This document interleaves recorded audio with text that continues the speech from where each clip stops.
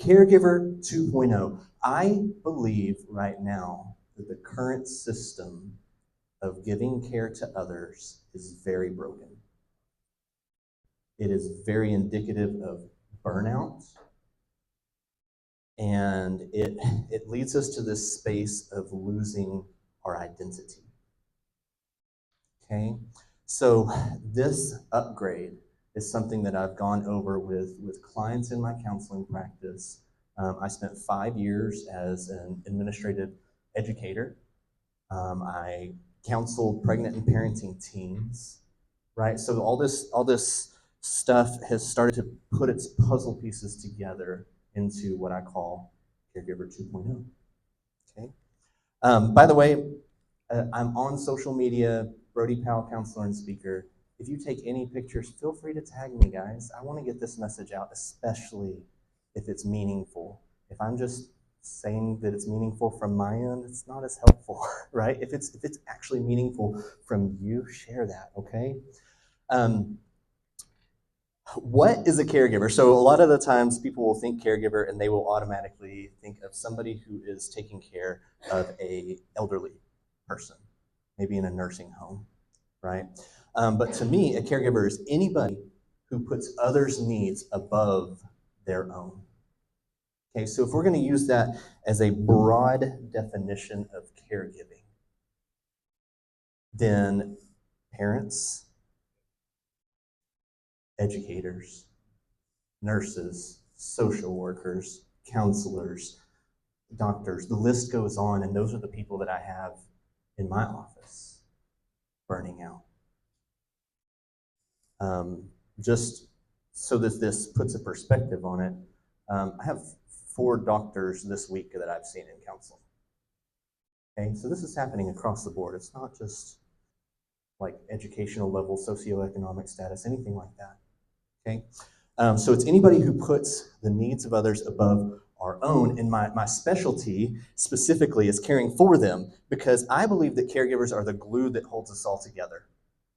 Okay, I don't know how I would do without my wife helping lend the hand in the family. Right? She helps hold the family together, just like I help hold our family together too. Okay? Without caregivers, or with caregivers who are burnt out and unavailable, that glue loses its stickiness. Okay? So my specialty is specifically caring for caregivers who put the needs of others above their own so much that we neglect ourselves in the process. Okay? So some of those examples, again, nurses, teachers, you are serving the public whether they like it or not. Been in this world, been in this, the social work, the agency, government, education type world, and sometimes people who we give the most care to are also the most resistant to receiving our care. Some of my caregiver stats. So in my house, this is my wife and daughters here. We've got my wife, Christian, who's a 5th grade science teacher at Clyde. Then I've got Emmeline, my 7-year-old, and Adeline, my 4-year-old. In our house too, by the way, caregivers doesn't just extend to people, it also extends to pets, all right? So my 4-year-old nicknamed our dog Flurfy Murphy, all right, which is just so cute, especially coming from our wild 4-year-old. It's great, and it's a great nickname until he gets into a bunch of stickers. And they have to shave him, right? And also Flurfy Murphy right now. So giving that care can also extend. I do want to not discredit people who look after animals, okay? In this, of course, being an educator for 5 years, being in the mental health world, usually, I mean, it's been easily, whenever I think about that 10,000 hour expertise mark, easily 10,000 hours in the mental health field helping others through their hard times, right?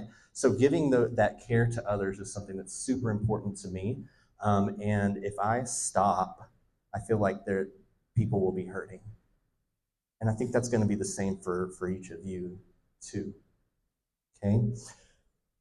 One of the biggest examples that I have of this is that while I was at Crockett, we had some kids with major behavior issues, and I was constantly putting out fires the first year that I was there. So anywhere between usually around like 5 behavior fires a week. So whether it's a kid with symptoms of autism tendencies, right? They're not diagnosed at 2 or 3 years old.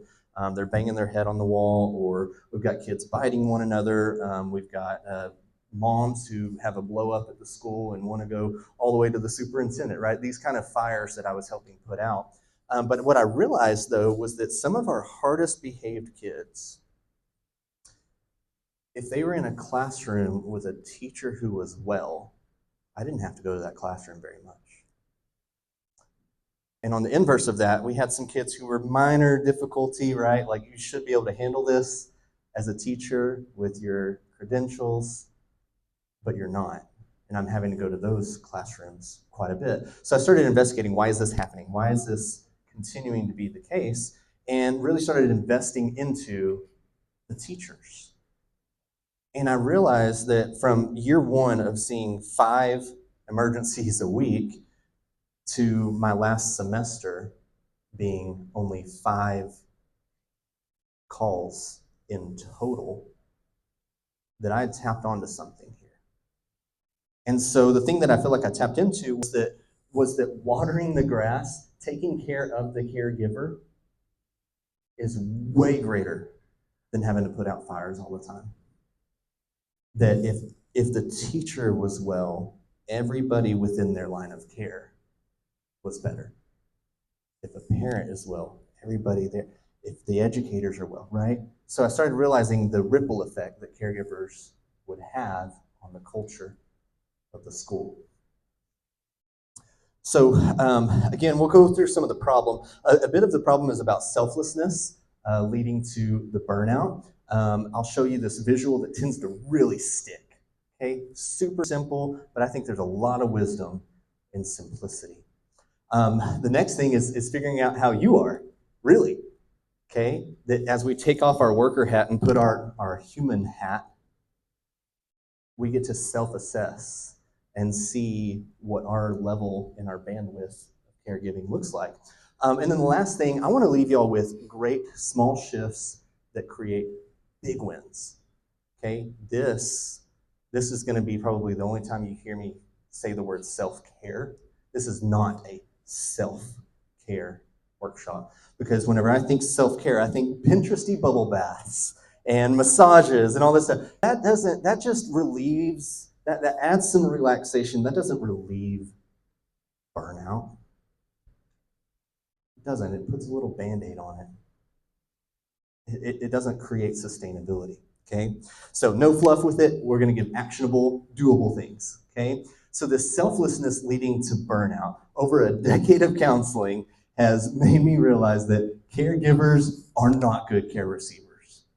It just feels backwards. And as I think about the last time, one of the times I gave this presentation, it was around Thanksgiving time, and I was like, did you let your company do the dishes? No, because that would feel backwards. No, that's my responsibility. I'm taking care of that. And it feels weird for caregivers to receive care. In fact, most caregivers put it into the realm of selfish, and they don't want to have anything to do with that. No, it would be selfish to ask for help. No, it would be selfish if somebody did my dishes for me. Okay, so let's find out a little bit about this. So from you guys, what is something that you have done or neglected doing because you put the needs of others above your own? Think about it just a second, and I'm good with y'all just calling out answers. They're going to be from all over the place, okay? But tell me, what's something you've done or neglected doing because you're putting your kids' needs, you're putting your work's needs above your own, okay? Let me hear from you. Say it again. Your health. Okay, absolutely. That usually entails exercise, going to doctor's appointments, even hygiene, right? What else?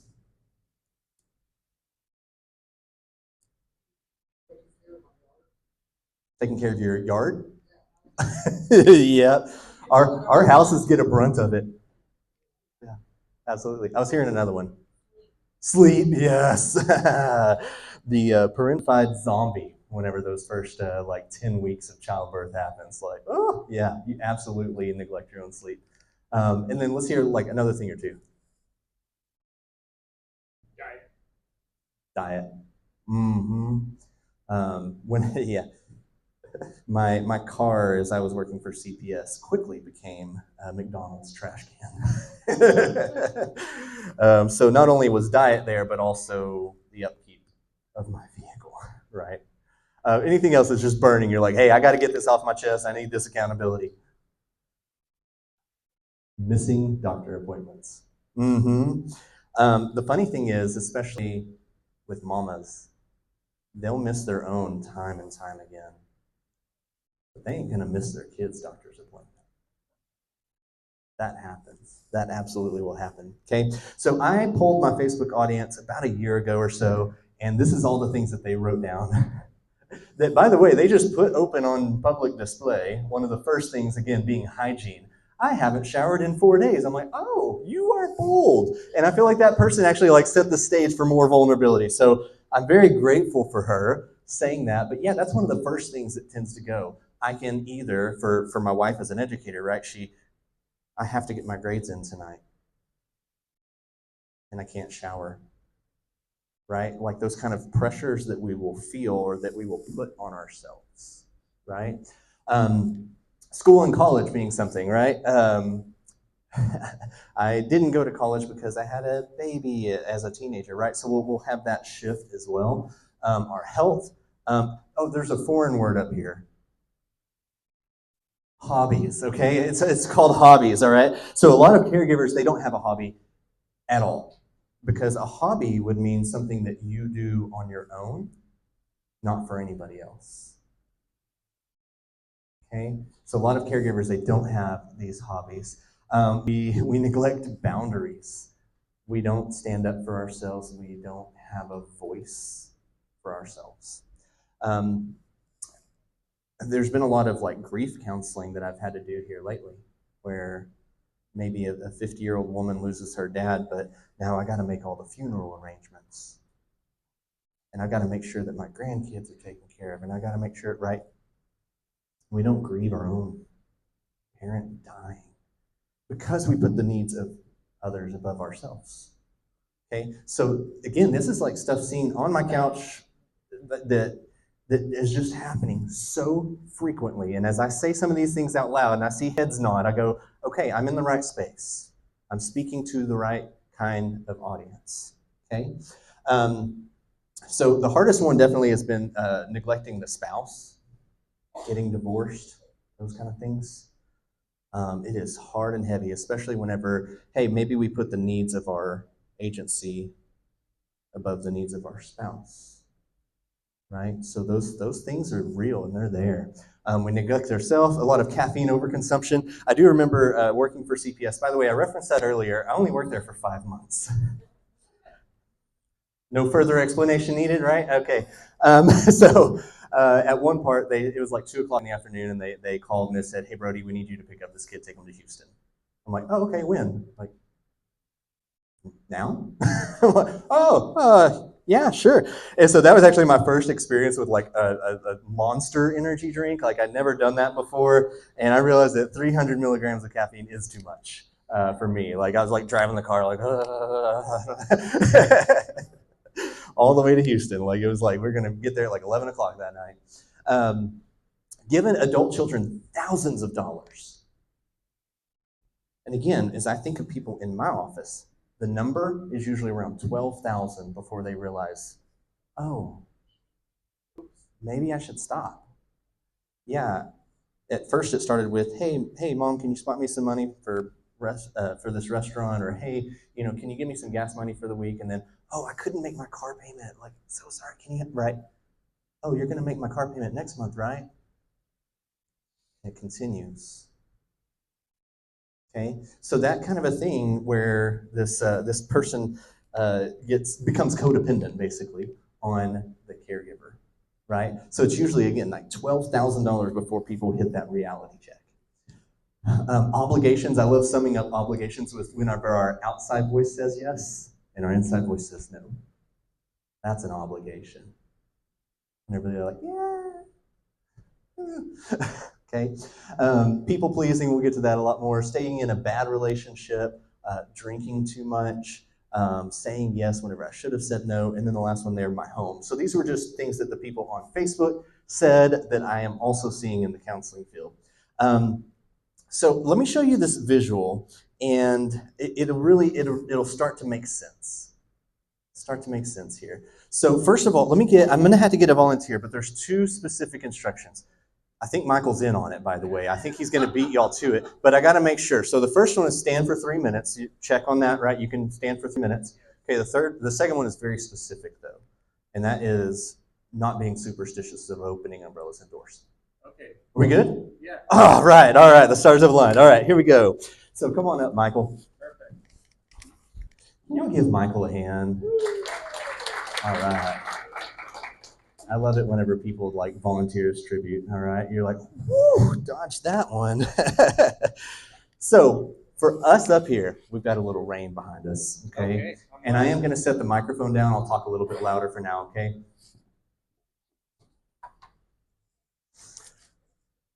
For this example, we're both out in the rain, and I have this umbrella, and as I open it up and put it over myself and see that Michael's out in the rain, pretend you're like cold and miserable. Yeah. Oh yeah, that's like 38 degree, like freezing precipitation. All right, perfect. Okay.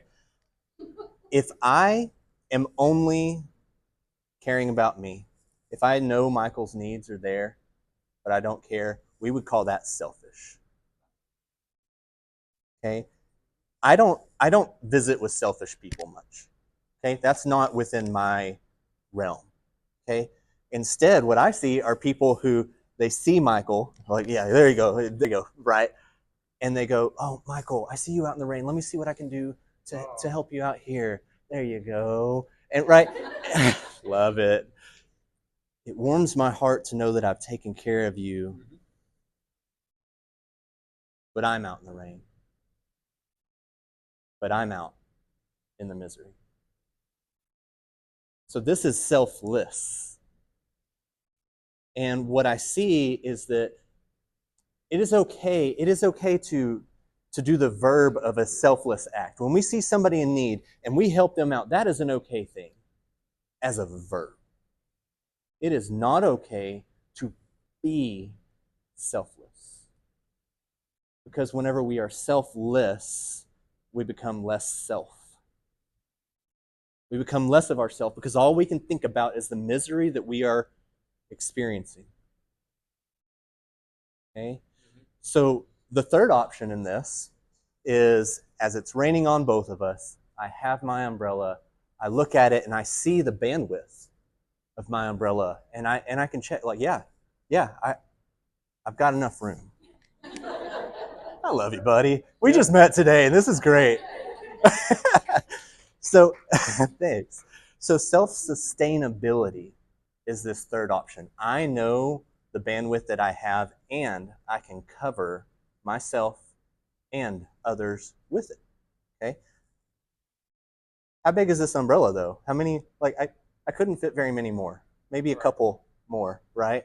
So this self-sustainability is seeing what our bandwidth is in order to help others without being in the misery of caregiving all the time. Okay, Michael, thank you. Thank you. Thank you for volunteering as tribute. Yeah.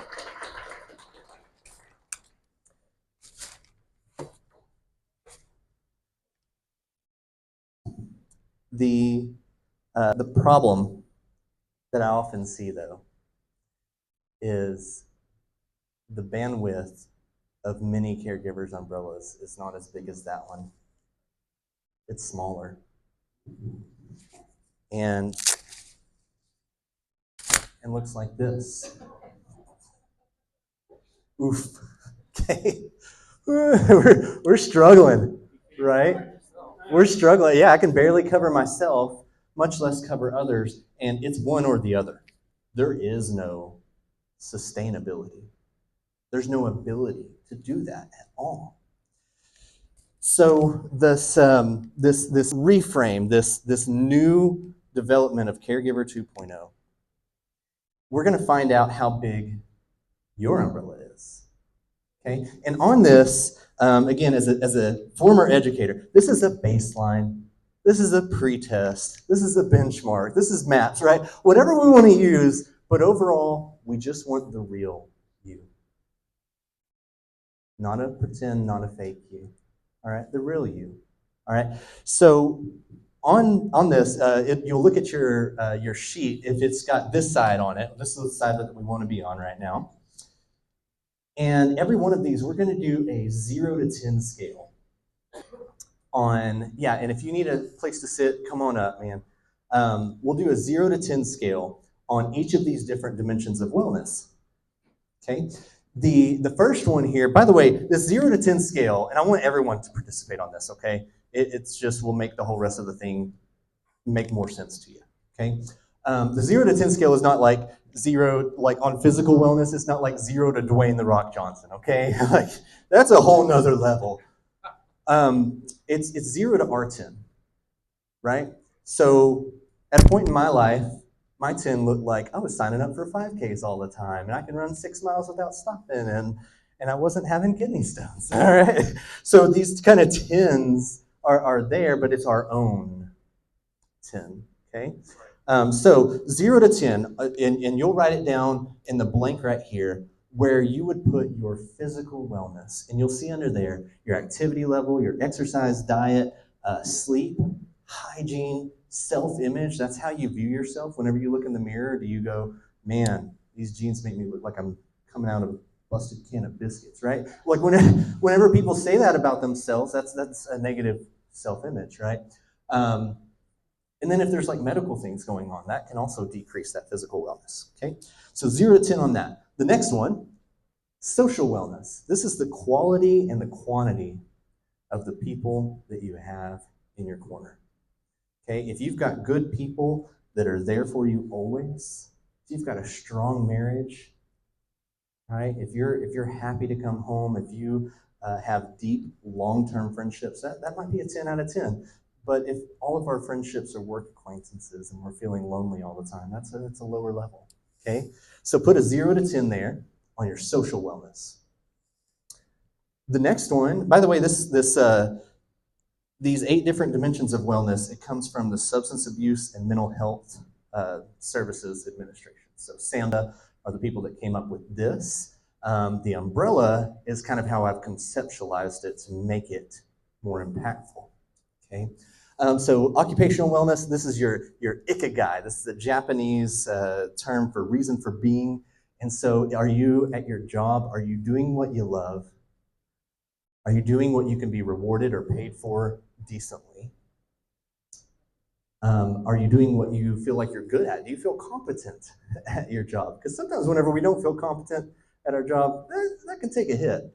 And then the last thing is, are we doing what the world needs? Do we feel like we're adding value to others' lives? Okay, so 0 to 10 on occupational wellness, write down what number you have there. The next one, intellectual wellness, and this is your desire to be a lifelong learner. Are you constantly someone who like engages their brain and grows their brain muscles, right? Or are you someone who, as soon as you get home, it's Netflix, and we just want to numb out, and we just scroll on TikTok for hours at a time? Do we numb or do we nourish our mind, right? So 0 to 10 on that. The next one, emotional wellness. I think of 10 as like your ability to control emotions, and 0 meaning your emotions' ability to control you. Okay, so like if we're far on that side, if anger makes you react in ways that you are embarrassed about, if everything that you do comes from a seed of mom guilt, oh, I better take off work because then my kid might be that, right? That's another way that emotions are kind of controlling. Okay, so emotional wellness. The next one, spiritual wellness. Okay, I do think of this in 3 different ways. Okay, so one is a connection with a higher power. So we're going to say vertical. Okay, so this would be one part of spiritual wellness. Another one is across the board. So it might be kind of the religious culture. Like, are you with like-minded people who have your same faith or have your same viewpoints in life? Okay, but then the third way The third way is internal. It's your purpose. It's your ability to be present in the moment, right? We see that with meditation. We see that with prayer. We see that with noticing needs of others, okay? So spiritual wellness, 0 to 10. Financial wellness, I would say it has a lot to do with your peace, okay? Do you feel peace in your finances? And then the last one here, environmental wellness. This is not like hug a tree, recycle, buy a Tesla, okay? So it is like your surroundings. Think of your home. Is it right now? Is it full of piles of dishes? Does it have a garage that you just cannot park a car into, right? Is your, again, referencing that my car was a McDonald's trash can for the longest time as I was out running on the road all the time. Okay, what are your environments around you say right now? Okay, so we've got all those. If you'll take a moment to add all those up, look down, see what your total wellness score is. By the way, I'm a counselor. My math is kryptonite is, oh my gosh, take two. Apparently, words are my kryptonite as well. Okay, math is my kryptonite as a counselor. I just need to know, did I reach 53 minutes or not in a counseling session? So take a moment, add all those up, use your calculators if you need to. There's no weakness in that. Okay. And with that in mind, as you start to see what it is, flip your paper over and write those same numbers on this umbrella side.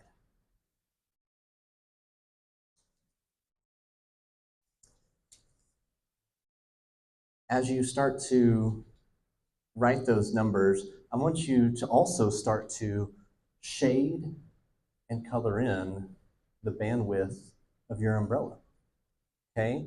So you'll see as an example up here, if your physical wellness is a 2 out of 10, then maybe we're drawing the line right there and we're shading everything underneath it. Okay? If social wellness is a 9, then it might be way up here and we've got a lot more bandwidth on that social side of things. Okay, so take a minute or two to do that for me.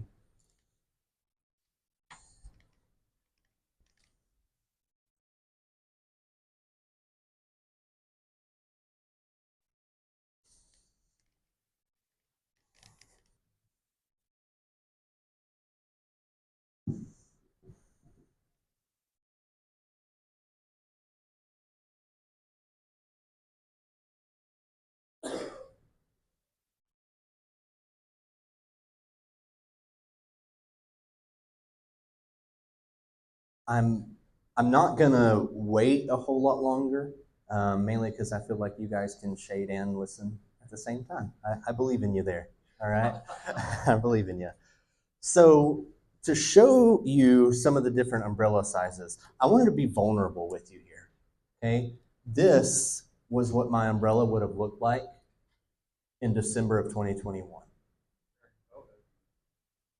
During COVID, with a newborn who had ear infections. I was working for a school that another person's position got dissolved by attrition, which means I needed to absorb it. I didn't know anything about it. This person retired. I had to update everything from paper to electronic copies. But my kid was sick. Like, this is like 8 straight weeks of ear infection, temperatures. My wife and I were flipping on and off for childcare. I look back that school year, I had 19 absences, which, by the way, is truancy. So I missed a whole lot, and because of that, I also missed deadlines, federal deadlines. I got written up at my job. My wife was doing her first year in education. She worked for the SAP program, and that's hard, especially as a non-certified teacher. That was a hard thing. She went through some major abusive things. And she was also working, 16, 18 hours a day during that time to try to keep up with all the amount of paperwork on top of being hurt. Right? So just things were not going well. And we, as a family, but me specifically, I'll just speak for myself, I was struck by lightning with my umbrella. Absolutely. Okay, now that was the first time I ever got like written up ever in my life, but it wasn't because I was a bad employee. Okay, that's one thing I want to show of people in here, that though your umbrella might be small, that doesn't make you a bad person. Nor should we see other people whose umbrellas is small as bad employees, as bad friends. No, they're just going through a harder time, and we're fighting to get some kind of shelter over ourselves. So somebody sent me, one of my counseling clients actually sent me this picture. They're like, I feel like my umbrella is this small right now, and so I felt like that was the case back in December 2021. I went and did this just a handful of days ago. I'm showing you, like, I practice what I preach. I want to show you, like, this is the reality that I face right now. Okay, so I have these different things. So first of all, the highlights, right? I'll go with the highlight reel first. Intellectual, occupational. I read so much, I consume so much, I work so much, and I feel like I do well with all of those. But we just found out, hey, your taxes were maybe done wrong, and you could owe $4,000 more. It's like, oh, right. So I started bumping up my occupational and working longer hours to see what I could do to get more income, right? Because I worked longer hours and I had to make this panel so much bigger so that this one can eventually be covered. Some of these started to go down. I wasn't feeling as present in the moment as I normally do. The emotional wellness, like I was at my kid's field day a couple of days ago, and I'm like, I'm just worn out, right? So these hardships will happen. They'll happen. Absolutely, throughout your life, they're going to happen. This is just the reality of where I was at today. Okay. These are a few clients that I did within the last couple of weeks. So this is just various things where we got a 6 and then a 2 here. We got the 1. They're all across the board. Your umbrella is going to be unique, and it'll honestly probably be unique like month to month as well. It's going to change up. So being cognizant of that and aware of its changes is so helpful. So the umbrella sizes, let me show you. So that 0 to 30, totally one of these guys. Okay? If you wrote 0 to 30, here's your sobriety check. Okay? It's one of those like, oof. But doesn't mean we stay there. Doesn't mean that at all. Okay? That 30 to 50 is going to be about this range that we showed with Michael earlier, right? I've got some coverage. I've got some coverage to take on others. Okay? The third one, though, if you'll see there, 50 plus. Okay, there's 2 requirements on this, 50 plus, and then you have a 6 and above in all the dimensions of wellness. Your umbrella coverage tends to be much more like this. You have lots of space to cover others. Okay, so that's the goal. A solid person who's a caregiver, a solid caregiver 2.0, right, is going to have an umbrella like this. But I just showed you too, mine's not quite like this. Not yet. But that means I have a goal to get to, right? That means I have some changes to actively make in order to get there. So the storms in our lives, that's going to be anything that that makes life harder. If you're, regardless of how big your umbrella size is, if you go to Discount Tire and they say you need 4 new tires and it's $1,400, you're going to have a little bit of a rain on that. Was your panel large enough to take it? Or did this throw you into a crisis? Oh my gosh, I got to take out a credit. Oh no, all my credit cards are maxed out. Ooh, right? That can have a huge turmoil and have a lot of negative effects in our lives. Okay? So you've seen your umbrellas. I haven't seen yours yet, but I hope you gave an honest self-assessment of it. Let's figure out how to repair that. Let's figure out how to repair this umbrella. So I think that we do some small shifts that have big changes. So the first thing that we can do is start to patchwork our umbrellas. And I'm going to show you this again with the umbrella that I have, because I feel like vulnerability helps other people. Okay? That we patchwork by pulling from a strength that we have, anything that's 6 or above, and then we put it into an area that's 4 or below. Okay? So using this, Here recently, again, mine, like, occupation was a 10. Can it take a few notches down and I'd still totally be fine? Yeah, absolutely it can. Okay, so last night as I prepared for this presentation a little bit more and did my perfectionistic type things, right? This had to go to a 10, and it took away a little bit of my emotional. In fact, I would say that last night this social kind of got taken back down to about a 3 or a 4 so that I could prepare for this conversation. Okay, after this is over, I have 0 plans tonight. I'll get to take down some of this and interact with my kids who told me last night that they missed me. Yeah, but that's life.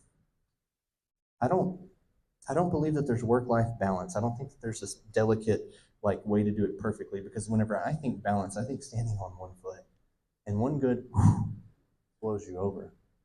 Instead, I think it's a seesaw. We accept that, hey, you know what? This week, Dad's got this big presentation, and I hope he's doing really great at it. Right? And then after it's done, I'm all yours.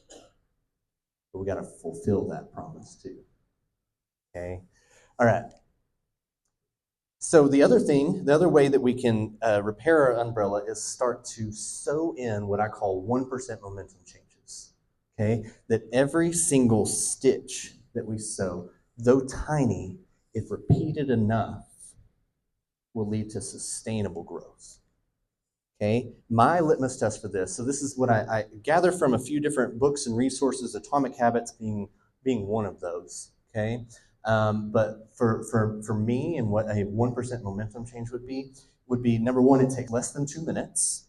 The second thing is it's something you can do like with 10 p.m. energy.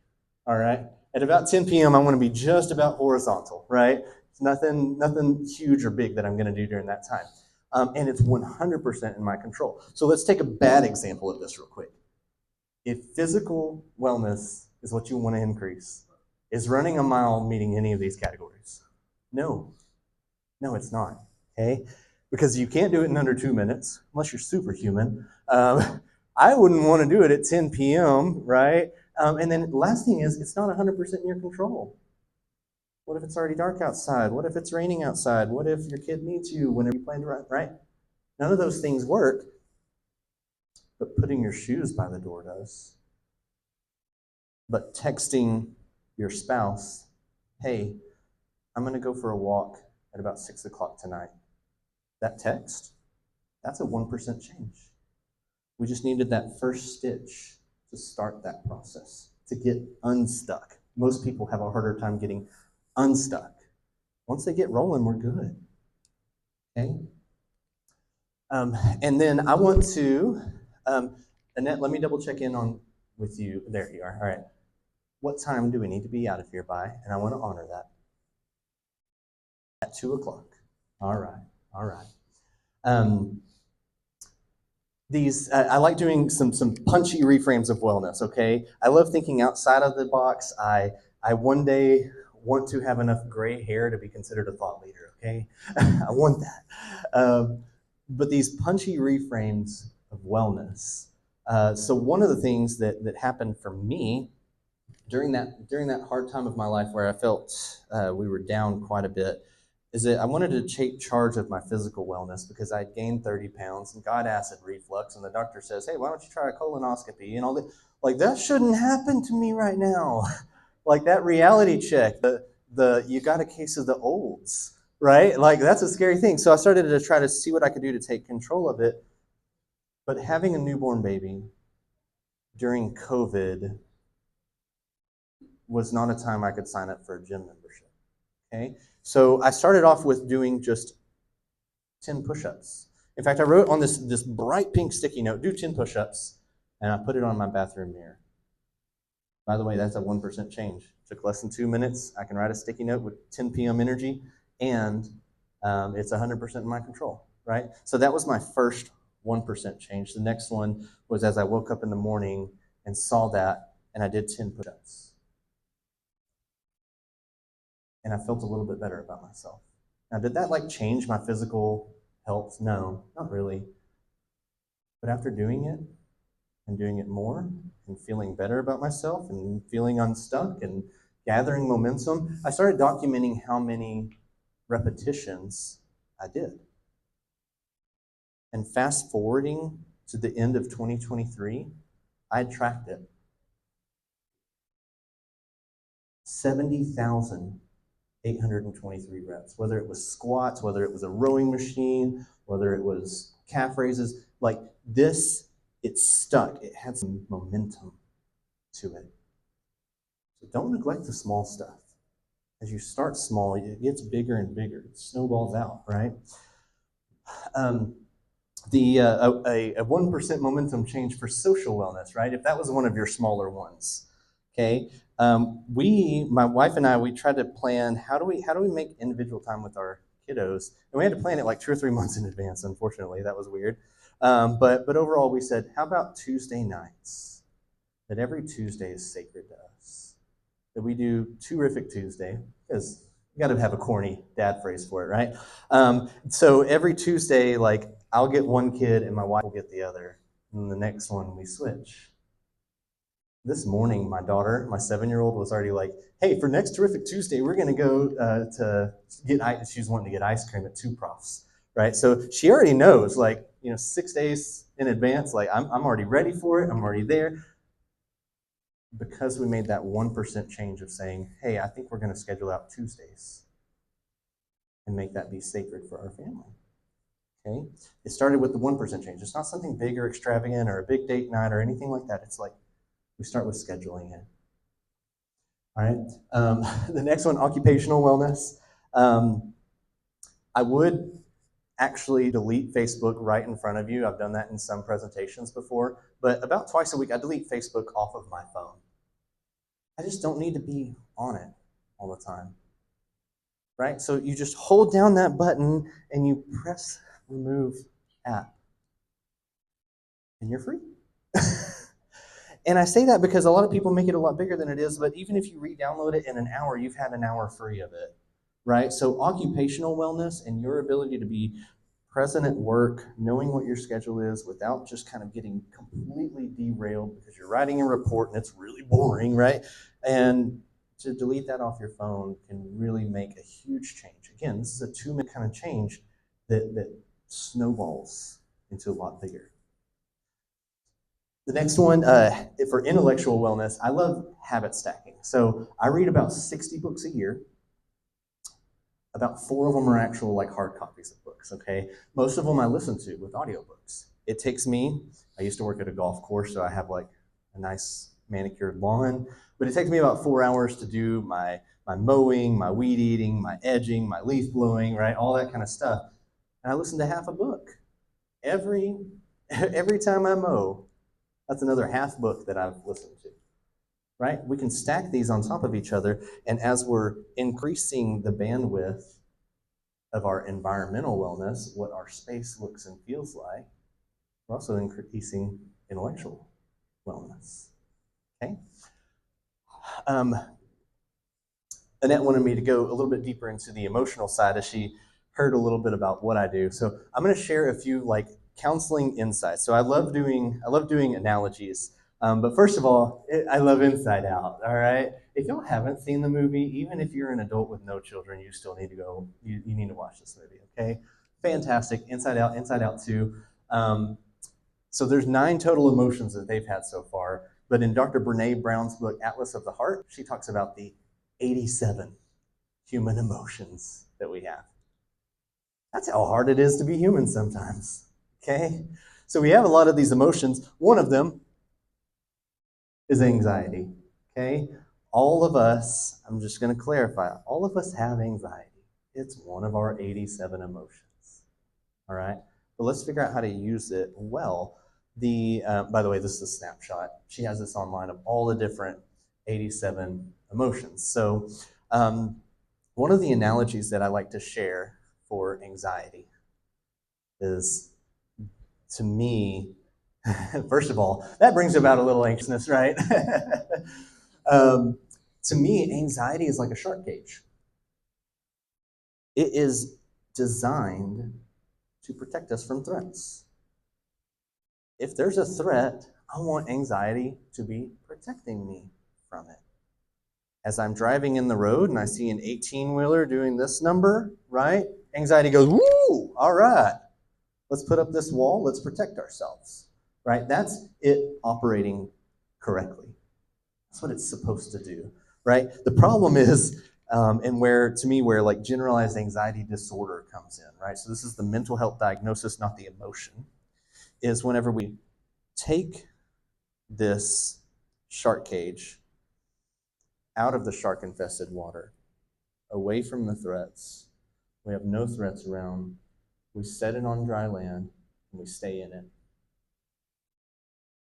It becomes jail, right? It becomes jail at that point, that it is no longer protecting us, but it's actually entrapping us, okay? So if you haven't ever experienced generalized anxiety disorder, I hope that this is how you can tune into people who do.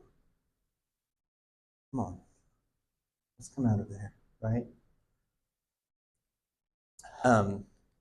Not going to get into that yet. The thing that I see in caregivers a lot too is that a lot of us are people pleasers. We have a hard time saying no to others. Okay, for the most part, we have a really hard time saying no to others, and saying no is hard. And I'm not someone who's just going to like yell at you. Come on, say no. No is a complete sentence. Like those kind of things are out there. But here's the thing: if you're really good at saying yes, which you are, say yes to the things that count. Be a better yeser. Okay? And whenever I think about it, like we're often given a choice between two good yeses. Right? Do I go to my kid's field day or do I work? Those are two good yeses. Instead of thinking about this as being oh gosh, like I can't win, right? I'm either going to disappoint my work or I'm going to disappoint my kid. Instead of thinking of it in that way, I have two best yeses and I need to choose the best yes. Right? There's a different way of seeing this as a caregiver that leads to a lot less shame and guilt. And then, by the way, whether you say the word no out loud or not, every yes that you do is an automatic no to something else. Okay? For example, if you're overworking, if you're saying yes to overworking, I'm working late at night, right? I'm saying no to family. You're automatically saying no to family, right? If we're saying yes to social media, we're saying no to presence. I joke about this because it's coming up, y'all. Whew. If you say yes to youth sports, you say no to your whole summer, okay? That's just I mean, I don't know. Like, I haven't met anybody who's been like, yeah, we have travel softball and also a lot of family time. Like, no, it's just like just travel softball. That's it. That's it. So a lot of the times that whenever we say yes to something, we don't think about how much it's going to actually cost us. Is this actually a best yes for us? The opposite side of things, saying yes to boundaries, which that'll be something that you can go over with your counselor, right? If you have one. But saying yes to a boundary is saying no to being controlled, saying no to feeling like you have to walk on eggshells around this other person all the time. Okay? A yes to downtime, to rest, is a no to burnout. Right? Every yes is an automatic no to something else. For spiritual wellness, in America we tend to up the productivity a lot, right? So I think of it like a spigot. Like we tend to crank it. We got to do more. We got to produce more. We got to work harder, right? And we're cranking the spigot, but at a certain point, nothing extra actually comes out. So there's an element of spiritual wellness that is talked about really well in a book called The Ruthless Elimination of Hurry, where instead of cranking the spigot, we unkink the hose. We have times of rest. We have downtimes that we're not just automatically filling, by the way, with social media, that kind of stuff, like a nourishing rest. Okay, so that will allow an unkinking of the hose. And here's the thing, in the end, you end up producing more. One of the books I'm reading right now is Slow Productivity. It's kind of the same concept. If we overwork, then the quality of our work starts to decrease. It cancels itself out eventually. For financial wellness, it's going to be short, sweet, and to the point. Most of us don't have money problems. We have money avoidance problems. Is my problem a money problem, or is it because I'm scared to look at my budget? Okay, so just that quick little punchy reframe, like, okay, think about that. Because if it's because I'm scared, well, I can solve the scared a lot easier than I can solve the money problem. Okay. And then the last one, I love this. This is one of those ADHD hacks that are seen on reels and this kind of a thing. But the quote, "Don't put it down, put it away." Like, so as you go and you start to lay down your mail, don't put it down, put it away. Instead of the stack growing larger and larger, right? Instead of your kid bringing it, like I think about like my kid's shoes, like, no, don't put it down right in front of the couch. We put it away, right? Having that is just this quick 1% little change. If I put it away instead of putting it down, how much more does that increase my environmental wellness as it gets repeated over and over? Okay, so the best caregivers, again, they score 50 plus on their umbrella of wellness. And then if you're not there yet, getting to a 6 on every one of them that you can will super increase your bandwidth to be able to cover others. The best organizations. Okay, so I want to take this from an individual umbrella level to an organizational level. And I want to do that by showing you in Saudi Arabia, there are these umbrellas in Medina. They are gigantic. These are people. And in this, everything that, like, once the umbrellas come out, it cools down the entire climate under that by 15 degrees. Now, that's not much, but whenever you think 90 to 75, that's way better. And I see it. I see it in hurting organizations that there's too many people with broken umbrellas that make it to where that culture cannot decrease the temperature there. And likewise, I see it in some spaces where they are well protecting the people underneath their umbrellas. Okay? So as you guys, as a group of, there's about 50 people in here, so as we start to increase this umbrella width, the climate starts to change. Even as we check in on one another, right? You can ask the question. We've all been to the same presentation here, okay? How's your umbrella doing? And if they go, it's like this big, then we know, what does this person need? We know to ask that question rather than, like, why are you late again? Okay? Well, I'm late again because I just got a call from the hospital. My dad's dying, right?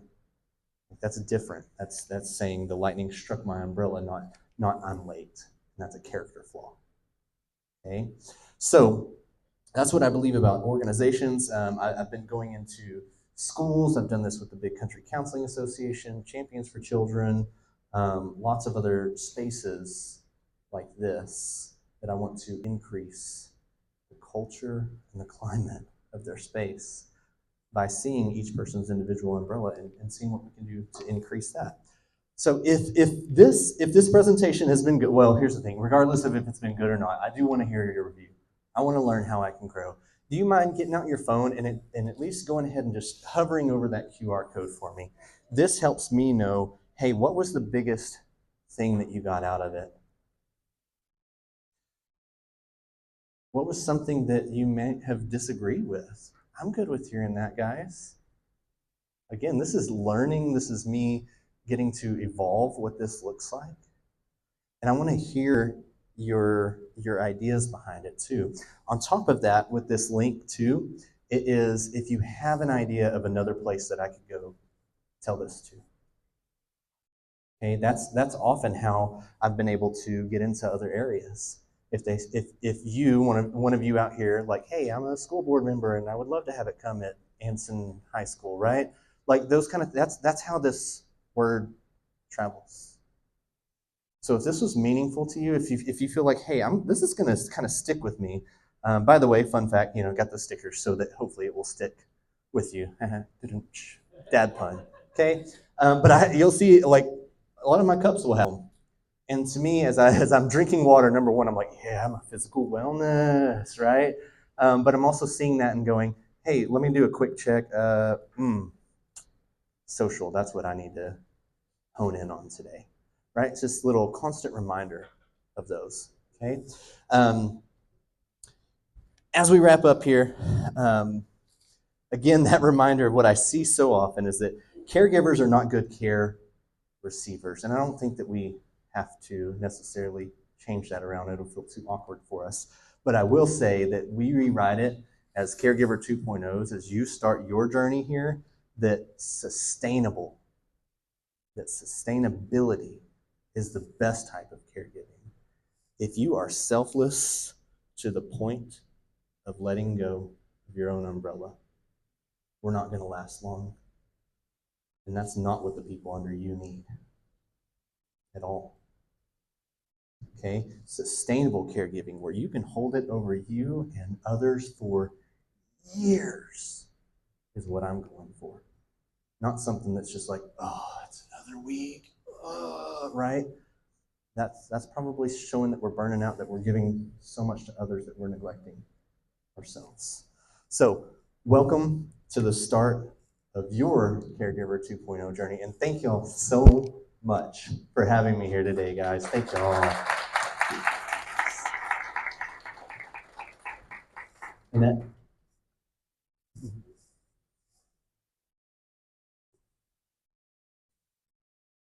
Thank you so much for sharing. Welcome. Not really